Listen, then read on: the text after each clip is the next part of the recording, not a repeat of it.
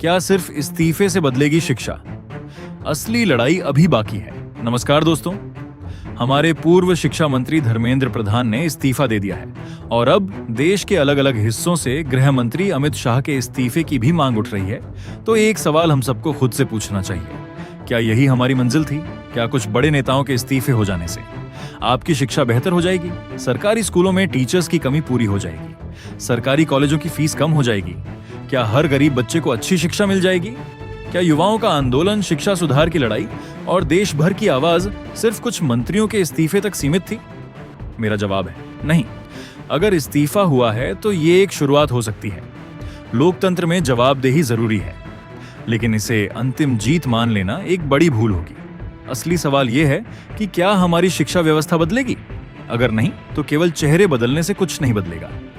लोग कहते हैं और स्कूल बनाइए, डिजिटल डिवाइड खत्म कीजिए, आरटीई एक्ट का सख्ती से पालन कीजिए, प्राइवेट स्कूलों में आर्थिक रूप से कमजोर वर्गों के लिए 25% सीटें पूरी तरह लागू कीजिए, समग्र शिक्षा अभियान को मजबूत कीजिए, एकलव्य मॉडल रेजिडेंशियल स्कूल बढ़ाइए, कस्तूरबा गांधी बालिका विद्यालयों का विस्तार कीजिए। मैं कहता हूं बिल्कुल कीजिए, ये सब होना ही चाहिए। मैं मानता हूं कि ये सभी कदम जरूरी हैं, लेकिन मैं आज उससे भी ज्यादा महत्वपूर्ण बात करना चाहता हूं। कोई भी शिक्षा सुधार बिना पैसे के संभव नहीं है। अगर हम सिर्फ नई योजनाओं और नए कानूनों की बात करेंगे, लेकिन उनके लिए पर्याप्त बजट की व्यवस्था नहीं करेंगे, तो परिणाम वही होगा जो वर्षों से होता आया है। घोषणाएं बहुत, जमीनी बदलाव बहुत कम। अगर हमें सचमुच भारत की शिक्षा व्यवस्था बदलनी है, तो हमें शिक्षा पर फाइनेंशियल रिसोर्सेज खर्च करने होंगे। National education policy 2020 and 1986 Kothari panel ने भी यह सुझाव दिया है कि शिक्षा पर देश की जीडीपी का लगभग 6% हिस्सा खर्च होना चाहिए। लेकिन सवाल है, पैसा आएगा कहां से? सरकार पहले ही डिफेंस, फूड और स्टेट फर्टिलाइजर सब्सिडी और अन्य क्षेत्रों पर भारी खर्च करती है। ऐसे में शिक्षा के लिए अतिरिक्त संसाधन कैसे जुटाए जाएं?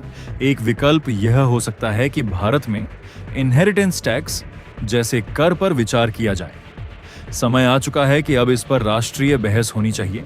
ध्यान रखिए, इनहेरिटेंस टैक्स और वेल्थ टैक्स अलग अलग हैं। वेल्थ टैक्स किसी व्यक्ति की संपत्ति पर नियमित रूप से लगाया जा सकता है, जबकि इनहेरिटेंस टैक्स केवल उस समय लागू होता है जब किसी व्यक्ति की मृत्यु के बाद उसकी बड़ी संपत्ति उसके उत्तराधिकारियों को हस्तांतरित की जाती है। यह हर साल नहीं, बल्कि संपत्ति के हस्तांतरण के समय लगने वाला कर होता है। दुनिया के कई विकसित देशों जैसे जापान, यूनाइटेड किंगडम, फ्रांस और अन्य देशों में किसी न किसी रूप में उत्तराधिकार या एस्टेट टैक्स की व्यवस्था है। इनके मॉडल, दरें और छूट अलग अलग हैं। जापान में दुनिया का सबसे ज्यादा इनहेरिटेंस टैक्स लगाया जाता है, जो कि 55% है। यूके में यह 40% है। फ्रांस में 5% से लेकर 45%।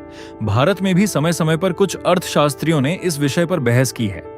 उनका तर्क है कि यदि ऐसा कोई टैक्स सिर्फ देश के टॉप 10% रिच लोगों पर भी लगाया जाए तो उससे मिलने वाले पैसे का उपयोग शिक्षा, स्वास्थ्य और अन्य सामाजिक क्षेत्रों में किया जा सकता है। वहीं इसके विरोध में यह भी तर्क दिया जाता है कि इससे इन्वेस्टमेंट और कैपिटल फॉर्मेशन पर नकारात्मक प्रभाव पड़ सकता है। इसलिए यह विषय सीरियस पब्लिक डिबेट का है। मेरा मानना है कि यदि हम वास्तव में शिक्षा सुधार चाहते हैं, तो हमारी मांग केवल इस्तीफों तक सीमित नहीं होनी चाहिए। हमें ऐसी नीतियों की मांग करनी चाहिए जो शिक्षा के लिए स्थायी और पर्याप्त वित्तीय संसाधन उपलब्ध कराएं, क्योंकि अंत में शिक्षा केवल भाषणों से नहीं, बजट से बदलती है। आपकी क्या राय है? क्या भारत को शिक्षा पर अधिक